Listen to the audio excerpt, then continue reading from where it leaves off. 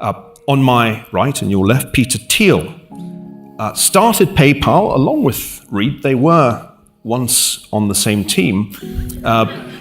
Back in the 1990s, Peter led PayPal as chief executive officer, took it public in 2002.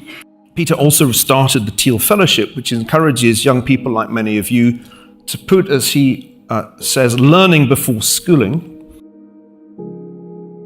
A writing guide at Purdue University, accredited school, apparently, tells students to avoid words like mailman and mankind in order to have, quote, non-sexist, non-biased writing. And this really has to do with the fact that Silicon Valley itself is not polarized.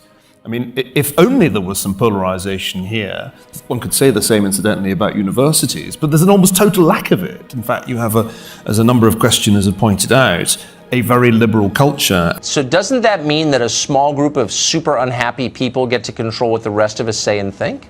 Well, perhaps they're ahead of their time. Maybe this is something that is offending a small group, but the group's going to get larger, and times are changing, and our language is dynamic. Webster keeps adding new words in the dictionary, so our language needs to change. And a term that used to be non-offensive, like man-made and mailman, now needs to be changed. It's always hard to know, exactly where you'd draw that line. My own sense is that it's wildly on the wrong side. Are we sort of at the end of history, which is sort of the liberal conceit, where we know all the basic answers, we know what's right, there are a few people who are retrograde, they're bad, they're going to die soon, versus are there still a lot of things that we just don't know? I think the mistake, in my judgment, would be that we're constantly getting to there's a right answer that and you get to the right answer very quickly. And my view would be that on many topics, the answers aren't clearly right. They're not clearly right on globalization. They're not clearly right on any of these issues. And so I think to get to the truth, we need a broader debate because I think we are more wrong than we think. Today in the Nexus, we are looking at how George Soros and other powerful people are trying to influence the way we think and vote. Unlike many donors, Soros is quite open about his political donations and is a major contributor to the US Democrats. Take a look at what's happening in the United States. He spent $26 million trying to put Democrats, including Hillary Clinton, into office in 2016, another $5 million to Barack Obama's first presidential campaign back in 2008, another $2 million to groups associated with his 2012 election bid, and going back even further, he spent big against George W. Bush, giving a total of $25 million to groups and candidates that opposed him, and that was back in 2000 and 2004. Now, he's supposed to be a Democrat, Kevin, but the truth is, he can be a Democrat if it's one man, one vote, or one person, one vote, but really his voice is in proportion to his money. But you understand, aside from that kind of popular culture that sings the songs and tells the story and dreams the dreams, there are extremely powerful men and even families who have been working earnestly, investing deeply in this for a very long time. Whether we're talking about the Rockefellers or the Morgans or the Rothschilds who crafted our Federal Reserve System, which, whether you realize it or not, was a big way for them to control both national and international economies, which was really their biggest desire by being able to control the flow of money and flow of the interest rates. The second one is George Soros, who is also basically Hungarian, who moved to England. He has arrest warrants in both England and France for crashing their economies. He's a multi-billionaire who funds over 300 organizations that are committed in the United States. He's given 300 organizations to which he's already dedicated over $30 million to help turn over democracy in America because he thinks it's wrong. In other words, things like Black Lives Matter is funded by George Soros, along with scores of others. When they show up someplace, you see these spontaneous riots. These are not spontaneous riots. These are people who are organized or paid for and funded by George Soros or one of his shadow organizations. He doesn't like the United States. He doesn't believe we're a good thing. Look at Soros's bigger project, his Open Society Foundation. It's a huge network. Let's have a look. Look, it's headquartered there in New York and has channeled $38 billion to over 100 countries since being set up in 1979. Now, the foundation's stated mission is to build vibrant and tolerant societies whose governments are accountable and open to the participation of all people. It mostly focuses on lesbian, gay, bisexual, transgender, migrant and women's rights. Why would somebody pursue this? And there probably are many reasons you could assign to the people who are involved in it. I mean, I think greed is a big part of it that has really enriched. As we talk about the growth of the 1%, we have to understand that it is because, in large part, of the kind of machinations that have led to this world organization that has funneled the resources into the hands and the pockets of these smaller and smaller group of people. In fact, today, that over half of the assets in the world are owned by 80 families.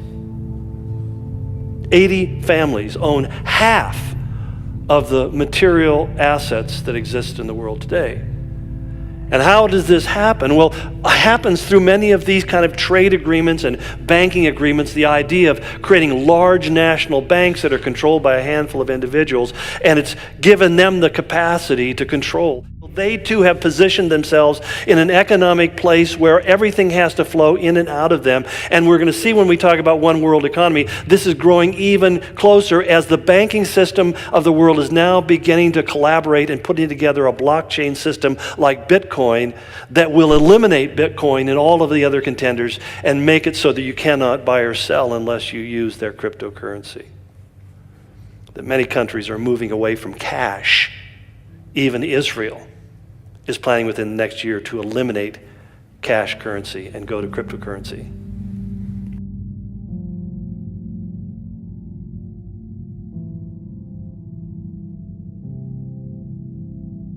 Silicon Valley, his kingdom, and Bitcoin, a source of his riches. Are you a millionaire? Yes, many times over. Bitcoin. Bitcoin, the cryptocurrency. Bitcoin. It's the digital currency. You've probably heard something about at this point. Every time you use your Bitcoin, that transaction is recorded in a public digital ledger called the blockchain. The blockchain offers is really a revolutionary approach to security that has been all but unhackable. Check the ledger. Bitcoin is the world's most popular cryptocurrency. It's a digital currency that you could use like cash, but unlike other currencies, it isn't backed by any government. You don't keep it in a bank or carry it in your pocket. It exists solely online. You can use it to get a hotel room on Expedia, buy furniture on Overstock, or in theory, pay someone directly for a cup of coffee. Bitcoin has experienced an astronomical rise in value. But one of the things I think that people don't talk about, and of course with the rage of Bitcoins right now, is that Bitcoins were ostensibly created for the purpose of serving the financial requirements of the dark web. It became a way of selling drugs on things like Silk Road or selling people in sexual slavery. You could carry on these exchanges without having to use money or use banking systems, and it was just an independent system. Now it's beginning to come into the mainstream. There's no question cryptocurrency has crossed over into the mainstream. A far cry from its dark past. Bitcoin once the preferred currency to buy drugs and other illicit items on the black market site Silk Road. The FBI eventually shutting down Silk Road, seizing over 173,000 Bitcoins, which would be worth over $1.5 billion today. But what it really does, as one observer noted, it allows governments central control of money supply and proper payment of tax. You see, if you have a digital system and everything operates in a digital system, and the government sits on top of that digital system, there can no longer be an economic system, a black market system that isn't part of the system. But then the more you learn about the history of money, the more you realize it's perfectly sound. Look at the US dollar. It's backed by our faith in the government to act in our economic best interest. Well, it's backed by our faith in the government that it's a sound government and that there's an economy and a structure behind it. That makes total sense if you live in the United States or the EU or even China probably. But if you're in Venezuela, the value of your dollar there drops exponentially each and every day. Bitcoin makes a whole lot of sense. Let me tell you, I know of a lot of people in our own River City who do this on a regular basis, who have lived for years off the grid economically because they do everything in cash payments. What happens when that cash payment isn't worth anything? What happens?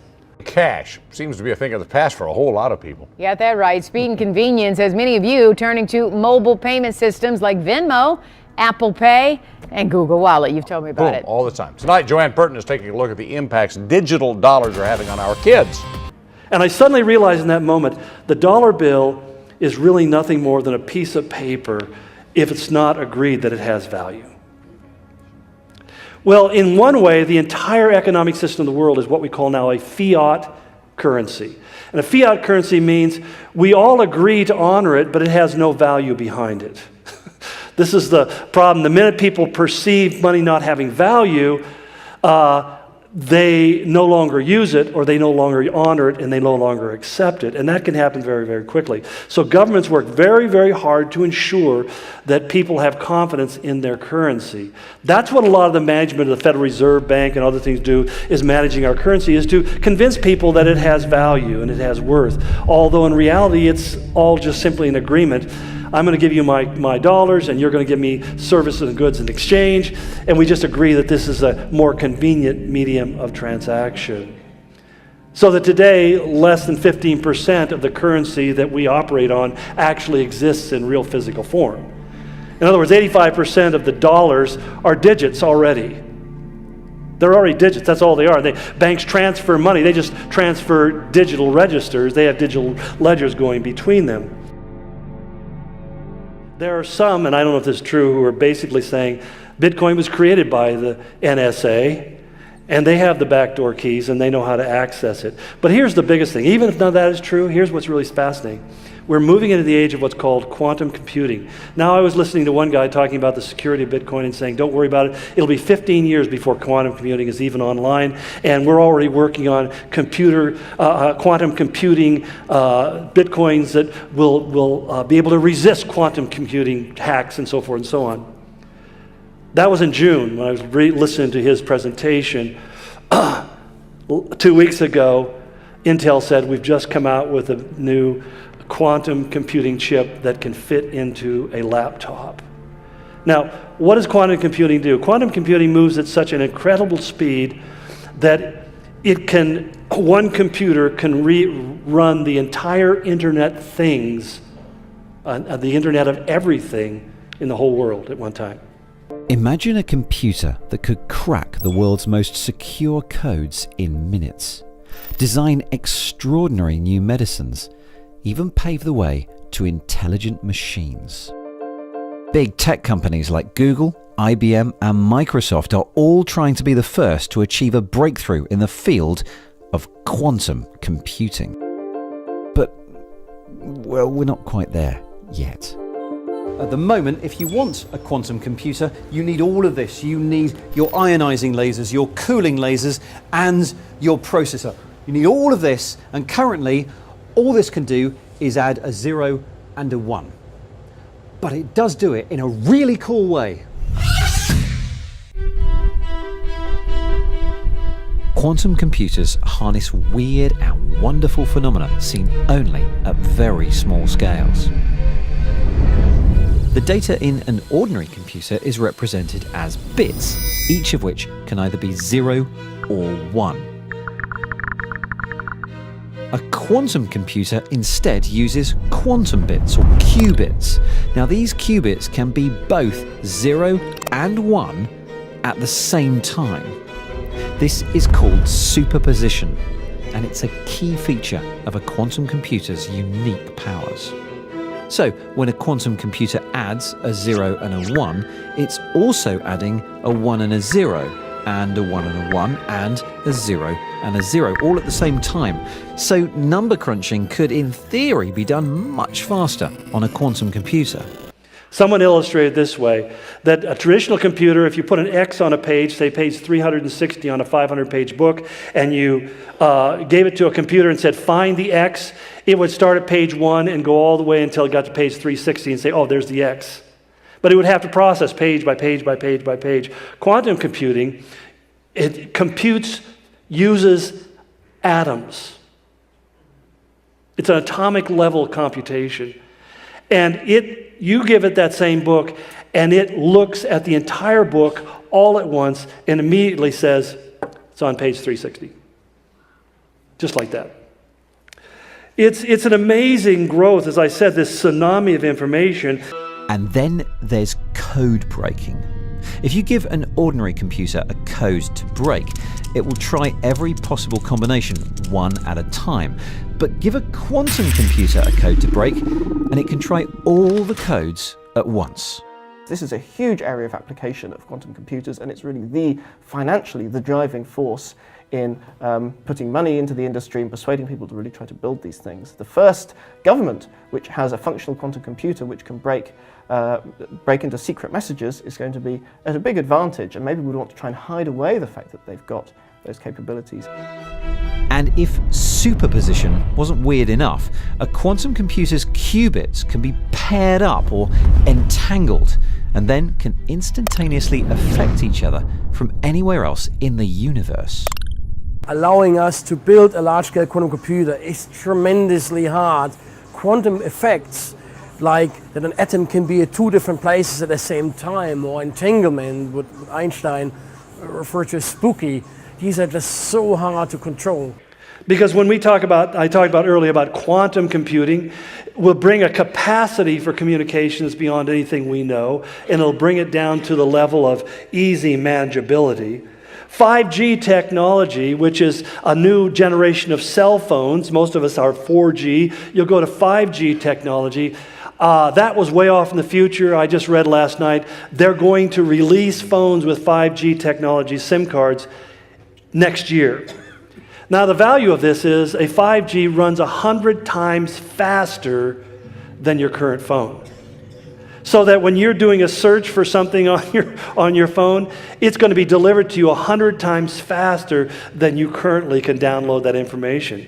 Another cell phone technology called P-Cell is in development right now, creating a ubiquitous Wi-Fi system that no matter where you are, you can stay connected 24/7, 7 days a week, all over the world, all the time, no matter where you are.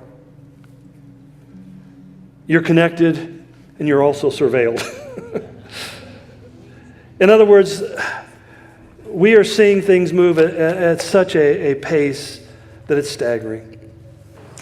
But Yuval Harari has written two very important books which have really shaped the debate, not just inside governments, but inside many businesses and many non-governmental organizations too. What he's going to be talking about today is something that actually Chancellor Merkel touched on in her own speech, which is a question of data. And what do we do about data today? His ideas are very provocative, very alarming, and something that all of you should pay very close attention to now. Professor Harari, Professor Yuval, the floor is yours. Now, how exactly will the future masters of the planet look like? This will be decided by the people who own the data. Those who control the data control the future not just of humanity, but the future of life itself. Because today, data is the most important asset in the world. Because unlike land and unlike machinery, data is everywhere and nowhere at the same time. It can move at the speed of light, and you can create as many copies of it as you want. So does the data about my DNA, my brain, my body, my life, does it belong to me, or to some corporation, or to the government, or perhaps to the human collective?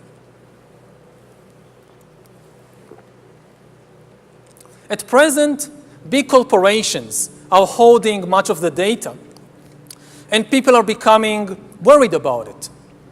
But mandating governments to nationalize the data may curb the power of the big corporations only in order to give rise to digital dictatorships. The things that developers are saying are, well, we'll develop in 10 years or 15 years are beginning to hit the markets within 2 to 3 and 4 years. And the biggest challenge is which one's going to win out, because there's multiple developers who are working all of these things at the same time. And who knows?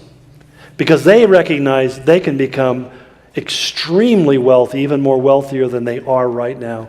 So that right now we have 75 technology companies that are richer than 80% of the nations in the world.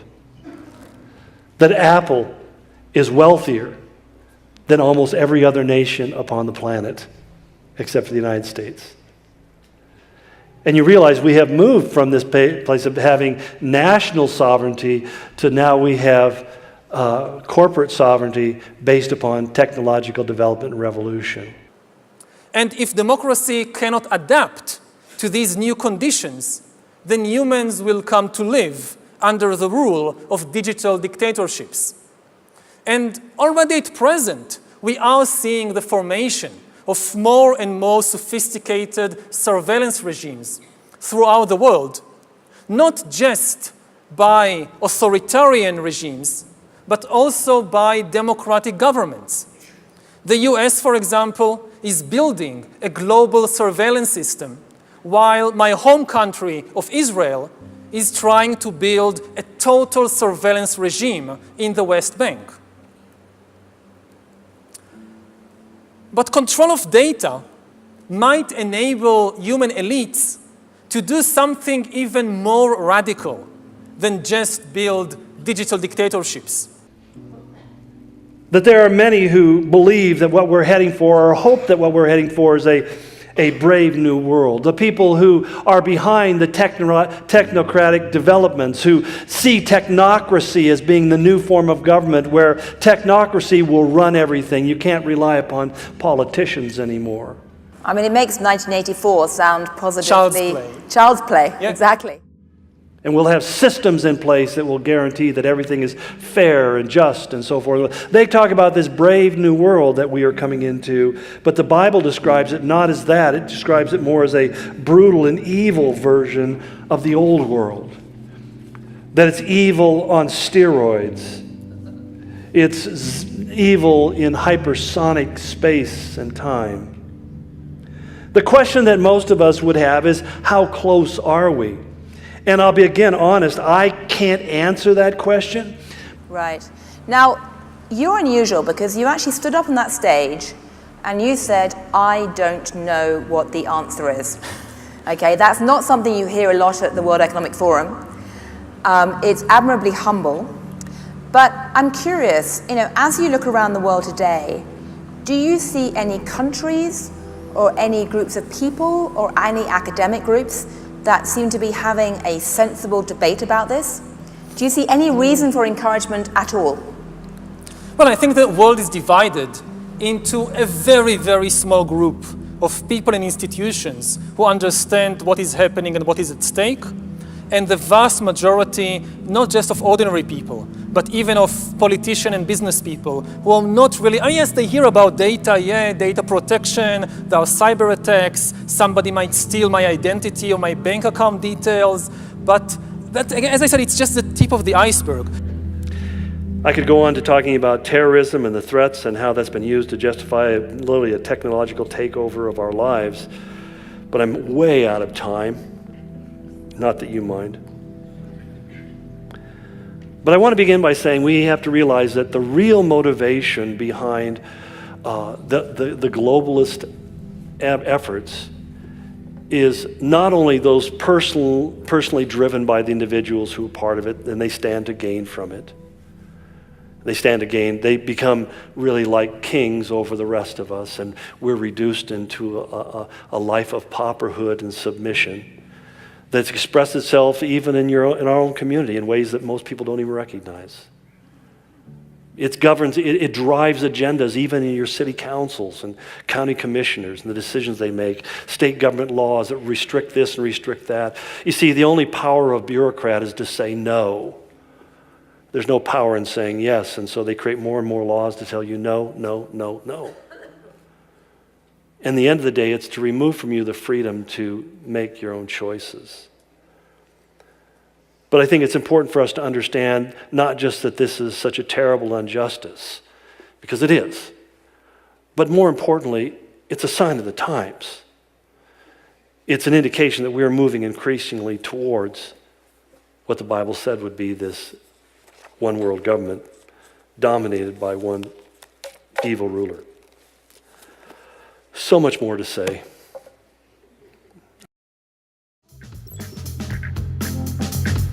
Ah, the streets of San Francisco. Mecca for technology innovators and aficionados. A destination where the cult of geek reigns supreme. Everyone's got that billion-dollar idea here, and everyone wants to save the world. The ethos, nothing is impossible, runs through the veins and the Twitter feeds of every 20-something Zuckerberg wannabe. Now, Silicon Valley is taking on life's biggest challenge: death. Dave Lee has been looking at how Silicon Valley is trying to help us all live longer. This all-important question about the nature of the progress of our society, we have a sort of learned helplessness with respect to it. And we have to figure out some way to be able to think about these things more effectively. The tech industry has gotten away with whatever they want to do. Government has been completely missing in action. I mean, we know how dysfunctional Washington, D.C. is in general. Right. On this issue, missing in action for over a decade. Because it's hard to know. I mean, with technology, it grows in leaps and bounds. It does. And for politicians, well, I disagree. catching up No, or even... politicians are owned by the tech industry. That's the truth. They've also been. Let's be honest. But do they understand what the ownership entails? They do one thing. Here's what they understand. They understand they're getting large contributions from tech companies, and no, they do not understand the technology the way Tristan does. You know, two of the areas of tech that people are very excited about in Silicon Valley today are crypto on the one hand and AI on the other. Crypto's decentralizing, AI is centralizing. Or if you want to frame it, more ideologically, you could say that crypto is libertarian and AI is communist. And of course, we always hear only the first half because we're biased to the left. But AI is communist in the sense that it's about big data. It's about big governments controlling all the data, knowing more about you than you know about yourself. Some of the big corporations, like Google, like Facebook, the usual suspects, they understand what is at stake. I also think that some governments, especially the Chinese government, I think they understand what is at stake. And if you look at the Chinese Communist Party, it loves AI and hates crypto, so it actually fits pretty closely on that level. I mean, China is interesting because I remember sitting at a table a few years ago in Davos with a senior Chinese official and we were arguing about democracy, and he said, well, you in the West have democracy, we have social media. And the point was that Chinese government is using social media to not just monitor its citizens, but also act as a weather vane to gather information about what's happening in terms of public sentiment and ensure that they stay 1 inch ahead of that to stop any explosions. The Chinese are moving ahead with a technologically controlled nation at a pace beyond anybody else. They really have it, and they're putting or cameras up everywhere for surveillance. And one of their cities, Shenzhen, which is kind of their Silicon Valley, if you will, is a population of 7 million people. And to prove how great their surveillance was, they took a BBC journalist and they drove him into the middle of the city and said, get out of your car and go anywhere you want, and we'll see how long it takes us to locate and apprehend you. And so they gave him 30 minutes just to mingle in with the crowds and the peoples and go wherever he wants. And then they turned their cameras on. It took him 2 minutes to locate him, and he was apprehended in 7. And you see, this is increasingly the direction where all of this is going. And that's why I'm saying, when you talk about the development of the technology and the way that other countries are studying it and embracing it, you realize that this is has great potential for good. It has great potential for evil. We'll get into it some more detail in a minute here. You see, it's important for us to realize, and this is really why I share a lot of this stuff, not just to simply sensationalize you or terrorize you, as some people have said, but we're entering a world like we've never known, that has never ever been foreseen or known before outside of the Bible. In other words, what John is writing about here in chapter 13 is something that people would have said, well, that's science fiction, that's wild speculation. But how does a man who is imprisoned on the Isle of Patmos, living in a cave by himself in exile at the age of 90 plus years, sit down and write all this stuff down that people would understandably say, boy, you know, he must have found some magic mushrooms in that cave and he's just kind of having wild delusions. And here we are 2,000 years later going, how did he know?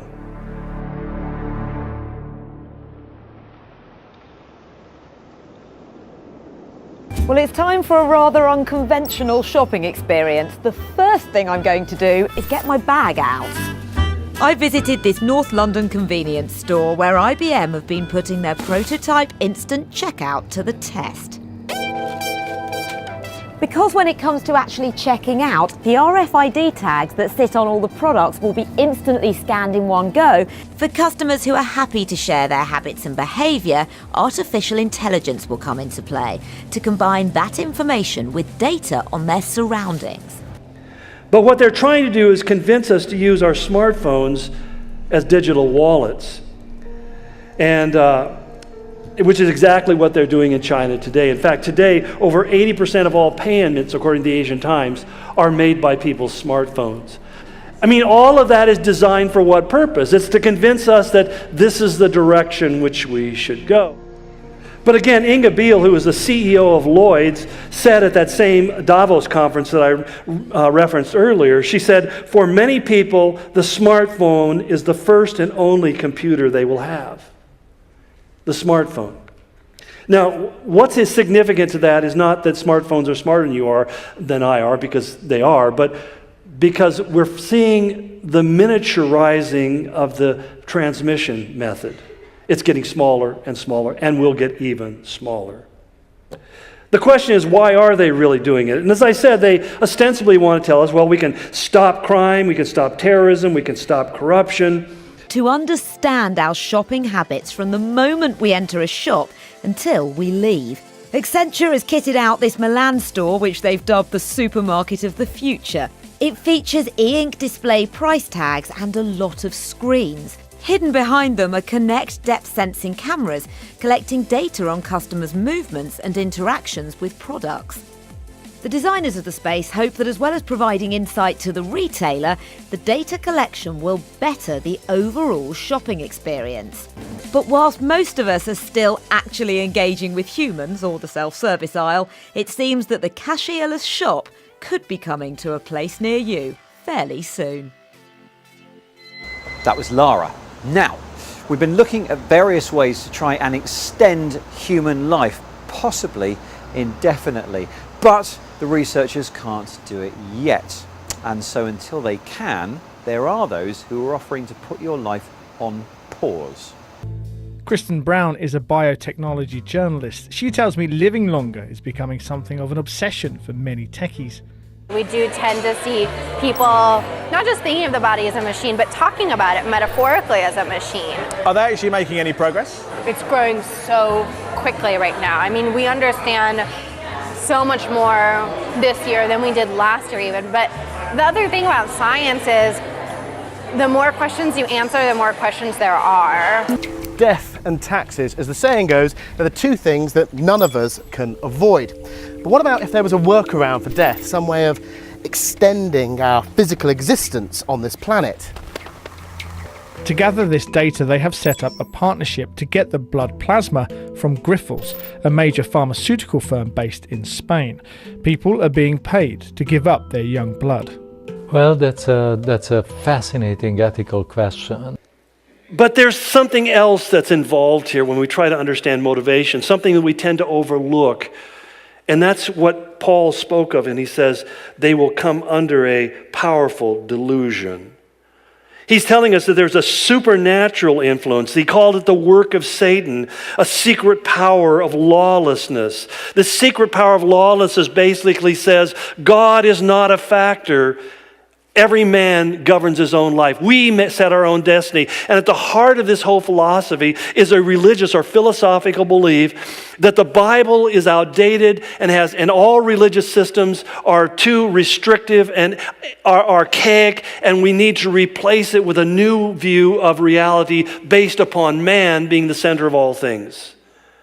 And as they look into the future, they're saying, we have to not only shape and form the world, but we need to save it from itself. There is a messianic complex here. And when he uses this word powerful delusion, the word powerful, or anakia in the Greek, literally is only used in the New Testament in one way: supernatural power.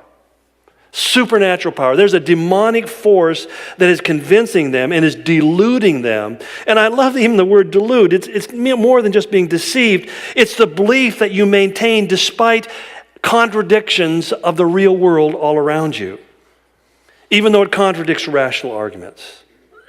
And we sit back and you and I will say, well, how in the world are they going to convince the rest of us to sign on to this whole concept if it's irrational and we can just look at the reality of it and say, this doesn't make any sense. It's kind of like the issue of global warming. I mean, I just have to look outside and say, please, let it start. But the answer is really simple. And we'll get into talking about this later on, about the new religious called scientism, where science becomes ultimately the spiritual authority in people's lives, or science falsely so called. And the word lawlessness means basically disregard of God's law. The idea that God is God and that God has a moral and ethical standard that he expects mankind to be governed by. Excuse me, a kind of amorality based upon man being the center of his universe. It's the idea of humanism.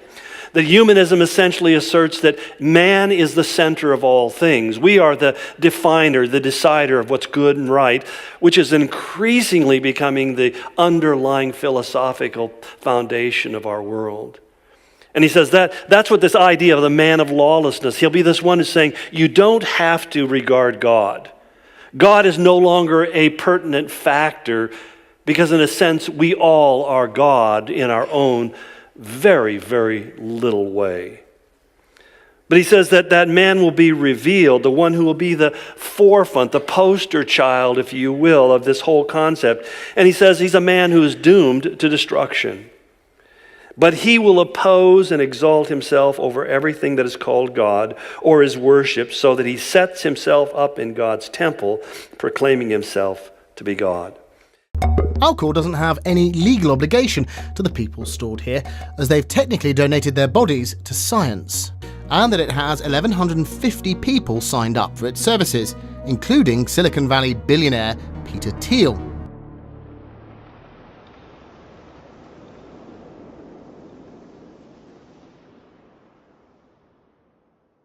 I think the question I'd want to leave for people here is to come back to this question of the nature of scientific and technological progress. It's a question that's, I think, an all-important cultural, social, political question. What is the truth about it?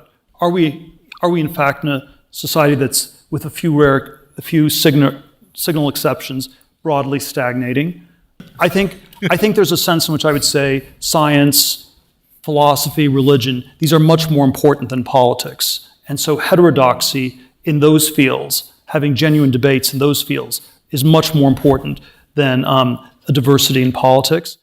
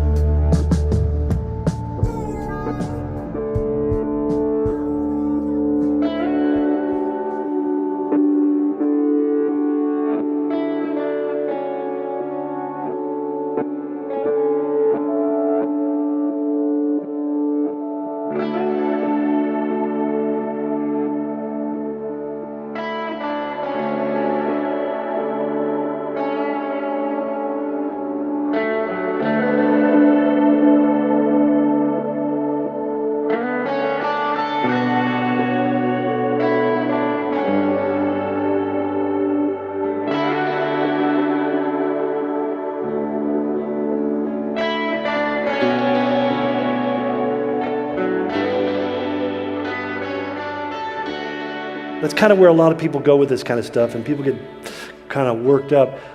The point is that it's happening at a pace that is so exponential, so tsunami-like, that we just need to understand there has never been a time like this in the history of the world. And never has there been a time where it seems to be coalescing around the very things that the Bible said would be the events of the end times. So my real hope in all of this is twofold, why I'm doing this whole series. Number one is I want you to take your Bible seriously. Too many Christians don't. Too many Christians don't take it seriously. I want you to take it seriously. I want you to recognize that it is, in every word, the inspired testimony of God, both of history, the present, and even speaking of the future. Don't put your heart on those things. Don't make that the purpose of your life. When you're younger, you're driven to get the education, get the job, and then you find out that degree in poetry won't get you anything except a barista job. But we get driven to these sort of things and we throw our lives into them, and then one day we realize that we've climbed to the top of the ladder and the ladder's on the wrong wall. No, it's important that we live ourselves purposely. The illustration that came to me last night as I was contemplating all these things was when God led Israel out of Egypt, and he took them into the wilderness, and he took them for 2 years to prepare them so that they could go up and they could inherit the land of the promise. But because of unbelief, because they didn't believe God's word, they didn't take God's word seriously, that whole generation spent the next 38 years, additional years, 40 years in the wilderness, and they died off, and God raised up a new generation who would believe him. And my concern is that we have so many people who profess faith in Christ, but they don't believe his word, and it's evident because they don't base their choices and decisions upon what God has said. They're relying upon their own opinions, their own perspectives, or how it looks to me at this point in time. And I learned long ago that I'm dumb, dense, and stupid, that I am, an idiot. Maybe I'm an evolved idiot, but I'm still an idiot. And I don't know what even tomorrow is going to bring. As Peter said, what is your life? It's a vapor that appears for a moment and it's gone. What do you know about anything that's coming? All I know is that Jesus is coming. Amen. And I want to orient my life. I want to point my life. I want the trajectory of my life to be pursuing him and seeking after him. Because ultimately that's what I was created for in the beginning anyway.